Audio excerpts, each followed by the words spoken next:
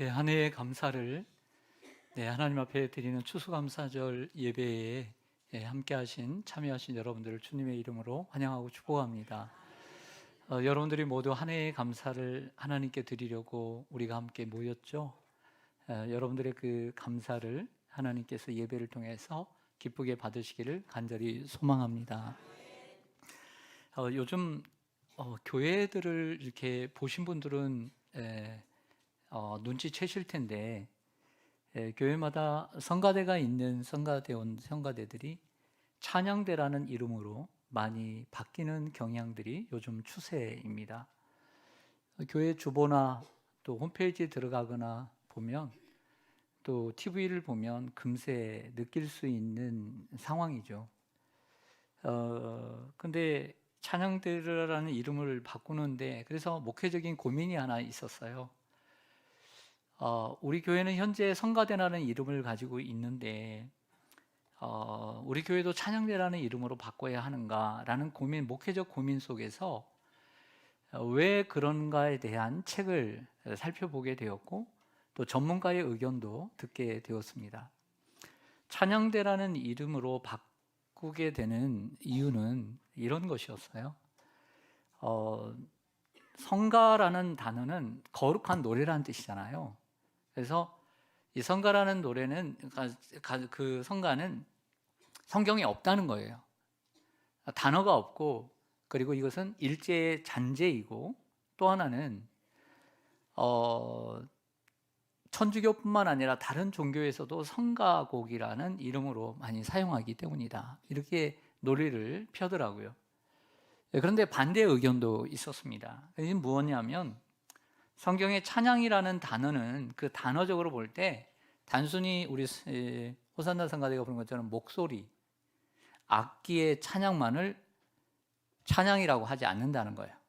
성경에 나오는 찬양이라는 것은 감사하다, 예배하다, 섬기다, 송축하다, 우리가 드리는 모든 행위가 찬양이라는 거예요. 그러니까 폭넓고 광범위하다는 거죠. 그래서 어떤 면에서는 여러분들은 지금 목소리로 찬양하잖아요. 그러니까 좁게는 성가대가 맞는 거죠. 그래서 굳이 성가대를 찬양대로 이름을 바꿀 필요는 없다라고 하는 주장이 있습니다. 그래서 저는 아직 성가대를 찬양대로 이름을 바꿀 필요가 없다고 잠정 스스로 결론 내렸어요. 할렐루야. 이름보다 더 중요한 것은 하나님을 찬양하는 사람들의 자세예요. 할렐루야. 그래서 오늘 성경의 5번째 책인 신명기는 모세의 마지막 설교입니다. 즉 광야 40년 출애굽을 시키고 이제 40년 동안 이스라엘 백성들을 이끌고 가나안 땅에 들어가기 전에 이제 이스라엘 백성들을 향해서 마지막 한 3편의 설교가 신명기인데요. 오늘 본문 추수감사절 어떤 설교를 할까 여러분들도 기대하고 오셨잖아요. 매년 감사절 설교 뭘 할까. 오늘 신명기 8장을 선택한 이유는 지난 40년 동안 하나님께서 우리를 광야길로 인도해 주신 이유를 설명을 하면서 우리가 이제 가나안 땅에 들어가서 먹고 배부르고 하나님이 주신 땅에서 하나님을 찬송하리로다 라고 하는 오늘 이 대목에서 말씀을 드리려고 해요. 한번 본문을 좀 보겠습니다.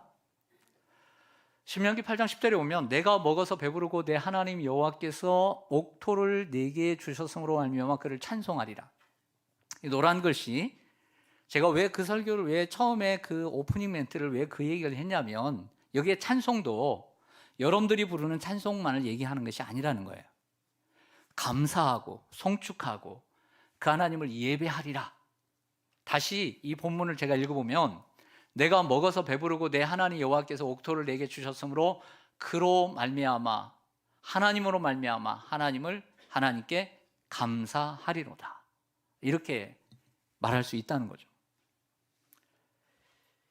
그런데 모세는 10절과는 달리 다음 구절인 11절부터요 다른 양상의 이야기를 합니다. 걱정과 염려를 해요. 그 이유는 가나안 땅에 들어가 풍부하게 될 때에 이스라엘 백성들이 하나님을 잊어버릴 수 있다고 생각했기 때문입니다.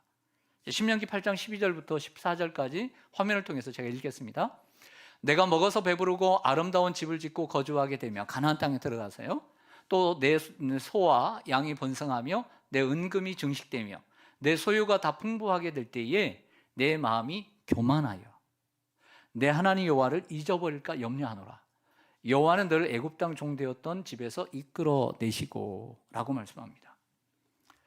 모세가 10절에서는 내가 먹고 배불러서 하나님이 주신 땅에서 하나님께 감사하리라 이렇게 믿음으로 선포하지만 11절부터는 어떤 뉘앙스냐면 걱정된다, 염려된다. 가나안 땅에서 네가 먹고 배부르고 내가 구원해 줬는데 잘 살고 풍부하게 살다 보니 마음이 교만하여 하나님을 잊어버릴까 염려한다. 이런 내용이 오늘 11절부터 끝절까지의 내용입니다. 그러니까 모세는 이스라엘 백성들이 염려가 된 거예요. 저는 이 본문 속에서 모세가 이스라엘 백성들에게 감사를 이야기하고 있다고 생각을 했습니다. 그래서 우리가 왜 하나님께 감사를 해야 되는지 오늘 여러분들에게 말씀드리려고 해요. 여러분들 오늘 감사드리러 왔잖아요. 그렇죠? 네, 감사를 왜 드려야 되는지 확실히 가르쳐 드릴게요. 첫 번째, 감사를 하지 않으면 하나님을 잊어버리기 때문이에요. 제가 신방을 이번 주에 김포를 신혼가정을 다녀왔습니다. 신방을 가다가 라디오에서 일반 라디오인데 앵커가 있고 그리고 패널이 몇 분 나오고 전문가 패널이 있고 청취자들의 편지를 받아가지고 편지를 읽고 답을 해주는 내용이었어요. 근데 어떤 부모님이 편지를 썼는데 이런 얘기였습니다. 명절 때마다 아들네 부부가 가족이 와서 요즘 잠 안 자잖아요. 아침 일찍 와서 아침 먹고 점심 먹고 가잖아요. 처갓집으로. 한두 끼 식사를 하고 용돈 주고 갔더랍니다. 그런데 어느 날 부모님이 실언을 한 거예요. 뭐라고 했냐면 뭐 귀찮게 오냐, 명절에 굳이 오지 말아라. 실언을 해버린 거예요. 그랬더니 이 아들네가 그 다음부터 안 오더라는 거예요. 그래서 고민이 되어서 다시 오라고 해야 되는지 말을 바꿔야 되는지 사연을 보낸 겁니다. 여러분, 우리가 오늘 주일날 교회에 와서 예배 드리는 이유가 뭘까요? 찬양하려고 오시죠? 그건 주 목적이 아니에요. 시간이 많아서 아니고요. 저도 일부 예배 드리고 5시 반에 일어나가지고 평소에 아침을 안 먹습니다. 주일날은 아침을 먹어요. 2, 3부 예배 드려야 되니까. 선포해야 되니까. 딱 오래간만에 일주일에 한 번 아침을 먹으면 제 몸이 어떻게 변하는 줄 압니까? 노근노근해집니다. 눕고 싶어요. 이해가 되죠? 안 먹던 아침을 먹으니까 잠깐 5분만 10분만 목사가 이런 말을 하면 더 자고 싶어요. 근데 와요. 여러분, 아침 일찍 해가 뜨기 전에 여러분 출근하시는 분도 많잖아요. 그렇게 힘들게 사는데 주일날 쉬고 싶잖아요. 근데 왜 오는지 아세요? 시편 122편에 보면 성전에 올라가는 데는 하나님께 감사하려고 올라간다 그랬어요. 오늘 감사하러 올라오는 거예요. 할렐루야. 여러분, 주일마다 주님 앞에 나와 예배드리고 감사를 드리고 이렇게 봉사를 하면서 하루 종일 주의 전에 가면서 섬기는 이유는 하나님을 잊지 않기 위해서 그런 거예요. 그래서 그리고 내 자신의 믿음을 지키기 위해서인 거예요. 예를 들어서 만약 몇 달에 한 번, 그리고 부활절 때, 맥주절 때, 성탄절 때, 추수감사절 때 교회 온다면 그래서 하나님은 기억하는 것일까요? 아니, 기억하니까 1년에 4번 나오죠. 하지만 하나님을 앞에 모시고 산다는 할 수는 없어요. 정확하게는 하나님을 잊어버리고 사는 것과 동일해요. 당연히 우리의 믿음도 떨어집니다. 제가 아무리 목사라도요, 성경 멀리하고 기도 멀리하면요 1년 만에 저희 믿음 싹 사라집니다.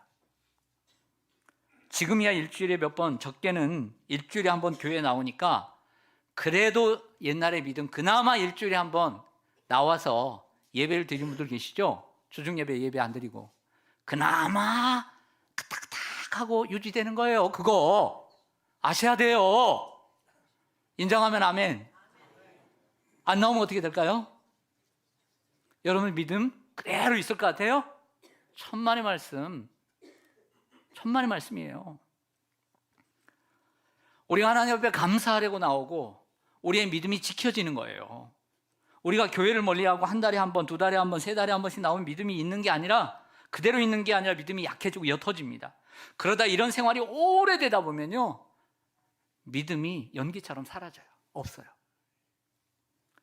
하나님께서 이스라엘 백성들에게 세절기, 유월절과 또 맥주절과 또 수장절을 지키게 하고 하나님 앞에 나와 감사하라고 했던 것은 하나님을 잊지 않고 기억하려는 의미가 있습니다. 예를 들어서 시골에 연로하신 부모님, 어머님이 계십니다. 근데 전화도 안 하고 바쁘다고 가지를 않았어요.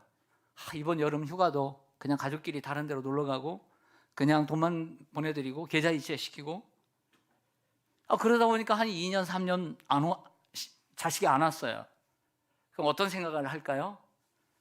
자식이 나를 잊는구나, 날 잊었나 보다 라고 생각하는 거예요. 요양원에 가 계신 부모님도 마찬가지입니다. 매달 형제들이 돈을 모아서 병원비는 내지만 찾아오지 않는 자녀들을 생각할 때 어떤 생각을 하냐면, 나를 점점 잊고 있구나 라고 생각하는 거죠. 우리가 나이가 들어보면 그런 느낌이 안 들까요? 누가복음 17장에 보면 유명한 10명의 나병 환자가 예수님이 지나가실 때 예수님의 소문을 듣고 예수님 고쳐주세요라고 간절히 구하자 예수님께서 그들을 불쌍히 여기시고 너희 몸을 제사장에게 가서 모이라고 말씀하십니다. 당시에 나병이 걸리고 나병이 치유를 받았다는 선언은 제사장이 하기 때문에 이 말은 너희의 몸이 나을 것이라고 하는 예수님의 선포였던 것이죠. 그들이 가다가 모두 깨끗함을 받았습니다. 그런데 예수님께 돌아와 감사한 사람은 단 몇 명? 한 명이었습니다. 예수님 묻습니다. 나머지 9은 어디 있느냐? 나머지 9도 마음속으로는 예수님을 기억하고 감사했을까요? 안 했을까요? 순간적으로 하죠. 그분 너무 좋다, 그분 정말 진짜인가 봐, 고맙네. 그러나 주님 앞에서는, 주님의 입장에서는 감사한 게 아니었어요. 자, 우리의 입장이 아닌 예수님의 입장에서 볼 때 그건 감사한 것이 아니었어요. 왜냐하면 감사는 표현할 때 감사가 되는 거예요. 할렐루야. 부모님께 감사를 표현할 때 부모님을 잊지 않는 것처럼, 여러분, 부모님의 잘하는 세상 사람들 정말 천지 많습니다. 그것은 부모님을 잊지 않는 거죠. 그러나 부모님께 당연히 잘해야 합니다. 하지만 친구에게 잘하고 애인에게 잘하고 아내에게 잘하고 남편에게 잘하는 것은 그 사람을 내가 기억하고 있고 고마워한다는 거죠. 하나님께 감사하지 않는 사람은 하나님을 잊어버리는 사람이에요. 그래서 하나님을 잊지 않는 사람은 하나님께 감사하는 사람이에요. 우리는 매주일 감사하러 올라오는 거예요. 할렐루야. 하나님을 잊지 않으려고, 그리고 우리의 믿음 지키기 위해서 올라오는 거예요. 사랑하는 여러분, 하나님께 감사를 표현하시기를 소망합니다. 그럴 때 하나님을 잊지 않게 되는 줄 믿습니다. 모세가 말하는 내용을 자세히 들여다보면 감사는 왜 해야 되느냐? 하나님을 잊지 않고 우리의 믿음을 지키는 거예요. 감사를 하지 않고 하면 하나님이 잊어버려요. 두 번째로는요, 모세가 얘기하는 건 감사는 모든 것이 하나님의 은혜임을 고백하는 믿음이기 때문입니다. 따라서 하겠습니다. 모든 것이 하나님의 은혜임을 고백하는 믿음이기 때문입니다. 여러분 한번 잘 들어보세요. 여러분, 우리가 누군가에게 감사하는 것은, 여러분들이 감사하는 대상을 한번 생각해 보세요. 부모님이든 누구이든 감사하는 것은 지금의 내가 있기까지 그분의 도움이 있었다는 것을 인정하는 것이에요. 그게 조부모이든 부모이든 스승이든 친구이든 사랑하는 사람이든 존경하는 사람이든 나를 위해서 도와준 사람이든 기도해준 성도이든 그분의 도움이 있었다는 것을 내가 인정하기 때문에 감사하는 거예요. 우리가 하나님께 감사하는 것도 감사절이기 때문에, 내가 목사요, 장로요, 권사요, 그래도 내가 감사하지 않으면 안 되지 라고 하는 의무와 책임 때문에 하는 것이 아닙니다. 내가 여기까지 배부르게 먹고 좋은 집에서 잘 먹고 잘 살아온 것이 하나님의 은혜라는 것을 인정하기에 감사하는 거예요. 할렐루야. 왜냐하면 오늘 이 본문의 말씀을 딱 너희가 먹고 배불러서 하나님이 주신 땅에서 하나님께 찬송하리로다, 감사하리로다 라고 하면서 그 다음에 말씀하신 내용 때문이에요. 신명기 8장 17절과 18절을 보시면요, 그러나 내가 마음에 이르기를 내 능력과 내 손으로 내 힘으로 내가 이 재물을 얻었지 라고 말할 것이라. 내 하나님 여호와를 기억하라. 그가 내게 재물 얻을 능력을 주셨습니다. 이같이 하시면 내 조상들에게 맹세하신 언약을 오늘과 같이 이루려 하심이니라. 여러분, 모세는 하나님께 어떤 사람이 하나님께 감사하지 않는지, 그리고 어떤 사람이 하나님께 감사하는 사람인지를 기준을 정해줬어요. 그게 뭐냐면 삶을 살아가면서 내가 지금까지 이루고 그리고 누리는 이 모든 것들이 내 노력과 내 능력으로 내 힘으로 얻은 것이야 라고 생각하는 사람은 하나님께 감사를 하지 않는 사람이다. 그러나 내가 누리는 모든 것들이 하나님께로부터 왔고 재물 얻을 능력도 하나님이 주셨다는 것을 인정하는 사람이 하나님께 감사하는 사람이다, 이렇게 말을 하고 있는 거예요.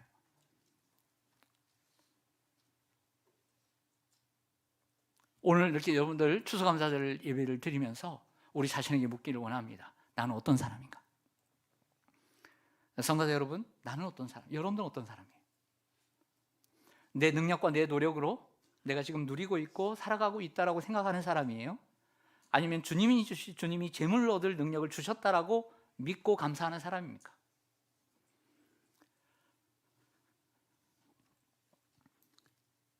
다윗 이야기를 좀 할게요. 다윗이 그 성전 건축은 이루지 못했지만 그 소원을 가지고 있었어요. 그의 아들 솔로몬이 성전 건축을 했지만, 그래서 솔로몬의 성전이라고 말하지만 실상은 모든 준비는 다윗이 다 하고 죽었습니다. 다윗이 온 백성들과 함께 성전 건축을 위해 힘을 다해 예물을 드렸을 때 다윗이 하나님께 감사 기도를 하는데요, 역대상 29장 10절에서 13절을 제가 읽어드릴게요. 한번 들어보세요. 다윗이 온 회중 앞에 여호와를 송축하여 이르되, 우리 조상 이스라엘의 하나님 여호와여, 주는 영원부터 영원까지 송축을 받으시옵소서. 여호와여, 위대하심과 권능과 영광과 승리와 위엄이 다 주께 속하였사오니 천지에 있는 것이 다 주의 것이로소이다. 여호와여, 주권도 주께 속하였사오니 주는 높으사 만물의 머리이심이니이다. 부와 귀가 주께로 말미암고 또 주는 만물의 주제가 되사 손에 능력, 권세와 능력이 있사오니 모든 사람을 크게 하심과 강하게 하심이 주의 손에 있나이다. 우리 하나님이여, 이제 우리가 주께 감사하오며 주의 영화로운 이름을 찬양하나이다. 아멘. 이것이 다윗의 감사 기도였습니다. 여기에 나오는 동사들을 보면 다윗이 여호와를 송축했고 주께 감사하며 주의 이름을 찬양한다고 했습니다. 제가 처음에 말씀드렸듯이 찬양이라는 단어는 광범위한 단어입니다. 송축하고 감사하고 찬양하는 모든 것을 포함하는 단어임을 다시 한번 보여줍니다.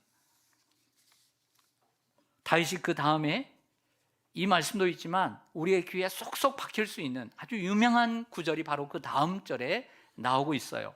역대상 29장 14절입니다. 같이 한번 읽겠습니다. 시작. 나와 백성이 무엇이기에 이처럼 즐거운 마음으로 들을 힘이 있었나이까? 모든 것이 주께로 말미암았사오니 우리가 주의 손에서 받은 것으로 주께 드렸을 뿐이니이다. 아멘. 잘 아시죠? 너무 유명한 말씀이죠. 다윗과 이스라엘 백성들이 즐거운 마음으로 힘을 다하여 드릴 수 있었던 것은 자신이 누리는 모든 것, 그리고 하나님 앞에 드릴 수 있었던 이 모든 것 또한 주님의 손으로부터 받은 것임을 고백하며 드렸습니다. 이것이 진정한 감사입니다. 여러분 한번 생각해 보세요. 자신의 노력과 능력으로 재물을 얻었고 성공했다고 생각하면 누구에게 감사할 수 있겠습니까? 저 같으면 부모에게도 감사하지 않아요. 내 노력과 내 능력으로, 내 지혜와 내 힘으로 이렇게 살게 되었는데 부모가 뭔 소용이에요? 부모에게 감사하지 않아요. 그런 사람은 옆에서 내가 직장을 다니고 내가 사업을 했지, 아내가 내가 뭘 도와줘, 내가 사업했지, 내가 얼마나 새벽부터 저녁까지 내가 얼마나 정말 잠도 못 자고 했는데 아내가 뭐 날 뭘 도와줬어, 뭐 도와준 게 뭐 있어, 이렇게 생각하는 거죠. 아내에게도 감사 안 해요. 그렇지 않습니까? 자녀가 똑똑해서 서울대를 갔습니다. 내가 노력해서, 내가 똑똑해서 내가 서울대 갔지, 내가 유학 갔지, 내가 성공했지, 이런 사람들 부모에게도 감사 안 합니다. 마찬가지로 우리가 삶을 살아오면서 이 모든 것들이 내가 먹고 마시며 내가 누리며 이 내가 재물 얻은 모든 재물들 내 노력과 내 능력으로 된 거야 라고 생각하는 하나님 앞에 절대 감사 못해요. 그리고 그런 감사는 하나님 기뻐 받으시지 않죠. 그래서 감사는 모든 것이 하나님께로부터 왔음을 고백하는 믿음에서 드리는 거예요. 할렐루야. 이런 우리가 되기를 간절히 소망합니다. 우리가 어느 정도 감사도 하고 예배도 드리고 헌금도 드릴 수 있지만 하나님께 이런 마음을 가지고 감사할 수 없다면 그 감사는 인색할 뿐이고 즐거운 마음이 없는 의무에 지날 수 있습니다. 저와 여러분이 추수감사절을 맞아 하나님께 오늘 감사할 수 있는 것은 다윗의 기도처럼 모든 것이 하나님께로 말미암고 또 하나님이 주셔서 누리고 있음을 알기 때문인 줄로 믿습니다. 오늘 그래서 여러분들의 그 감사를 하나님이 기쁘게 받으실 줄로 믿습니다. 세 번째로, 모세는 오늘 본문 속에서 신명기 8장 속에서 왜 하나님께 감사해야 되는지를 이야기하면서 이렇게 얘기합니다. 하나님의 주권과 섭리를 믿고 감사해야 된다 라고 하는 것입니다. 사실 여러분, 우리의 감사는 상황적인 감사가 대부분이에요. 내가 건강하면 너무 감사하고, 이번에 수시를 우리 자녀가 봤는데 대박이 났어요. 할렐루야, 하나님께 감사드리자. 근데 쪽박이 났어요. 그러면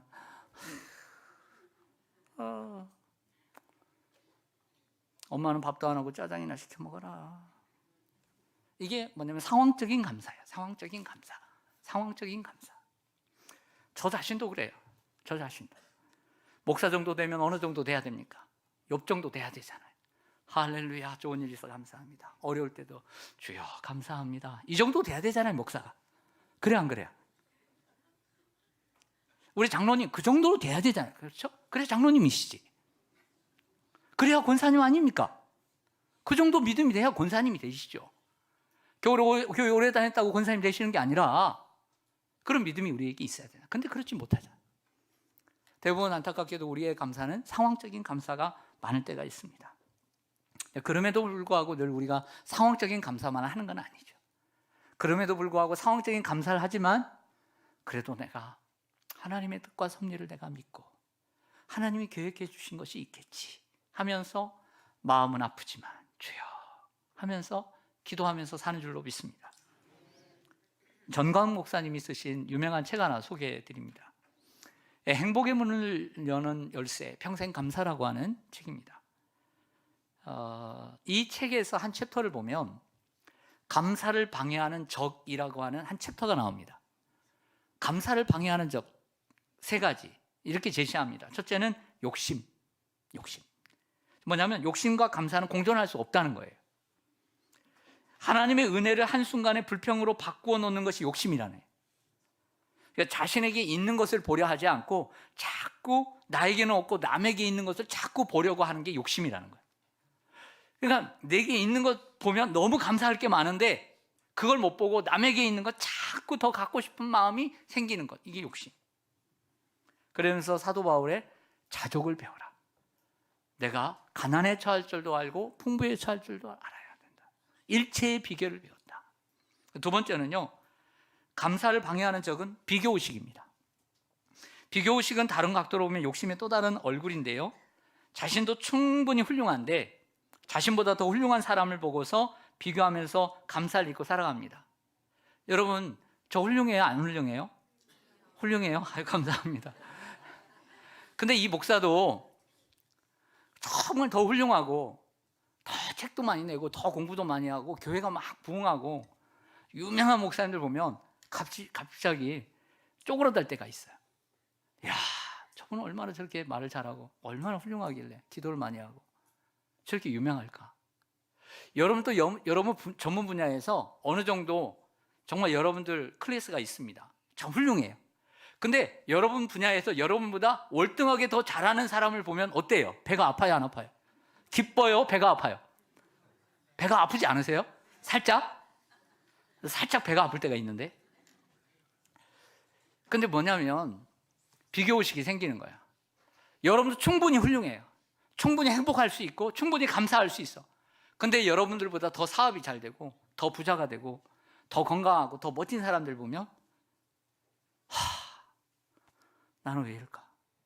하면 감사가 사라지는 거죠. 비교의식.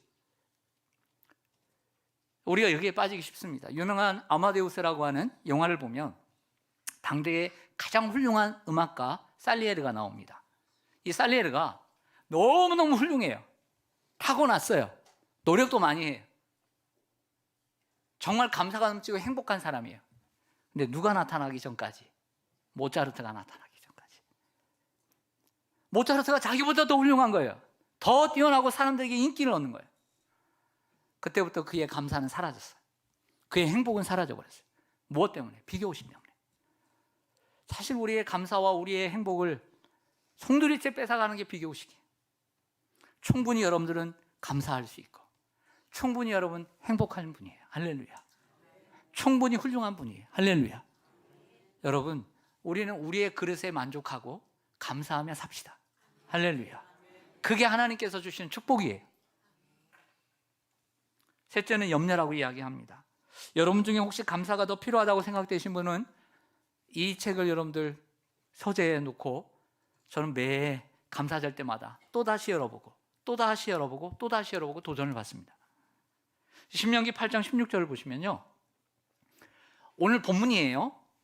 내 조상들도 알지 못하던 만나를 광야에서 내게 먹이셨나니 이는 너를 낮추시며 너를 시험하사 마침내 내게 뭘 주시려고 하시며 복을 주시며 하시며. 근데 어디를 거쳤어요? 광야를 거쳤어요. 그것도 몇 년도에? 몇 년이요? 40년을. 광야는 무엇입니까? 앞에 오늘 본문에 설명하고 있는 것처럼 메마른 곳이에요. 뱀이 많고요, 그리고 덥고 밤에는 춥고 무서운 곳입니다. 때때로 오아시스를 만나기도 하지만 계속 그곳에 머물 수는 없어요. 이런 광야에서 하나님은 이스라엘 백성들에게 복을 주시기 위해서 낮추시고 시험하셨다고 얘기하고 있습니다.